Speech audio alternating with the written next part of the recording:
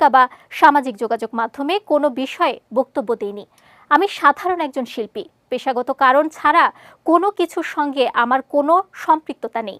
অভিনেতা জানান, তার মায়ের অসুস্থতাজনিত কারণে সাম্প্রতিক সময়ে তিনি সামাজিক যোগাযোগ মাধ্যমে সক্রিয় ছিলেন না। দেশে শান্তি বিরাজ করুক, সকলের মঙ্গল হোক, এটাই তার চাওয়া। এমন ঘোষণা সোশ্যাল হ্যান্ডেলে প্রকাশের পর পরিস্থিতি স্বাভাবিক হবে বলে প্রত্যাশা করলেও যেন হিতে বিপরীত হয়েছে। মন্তব্যের ঘরে নেতিবাচক মন্তব্যের ঢেউ উঠেছে।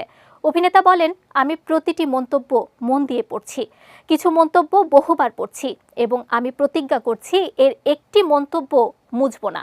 ধরে নিলাম দেশের মানুষের কাছ থেকে এগুলো আমার শিল্পী জীবনের অন্যতম স্বীকৃতি, যাদের জন্য গত 3টা দশক অক্লান্ত শ্রম, ঘাম, মেধা আর সততার ভেতর দিয়ে নিজেকে পরিচালিত করেছি। চাইলে এমপি, মন্ত্রী হতে পারতাম, হইনি, কারণ এই মানুষের প্রিয় শিল্পী হয়ে মরতে চেয়েছি।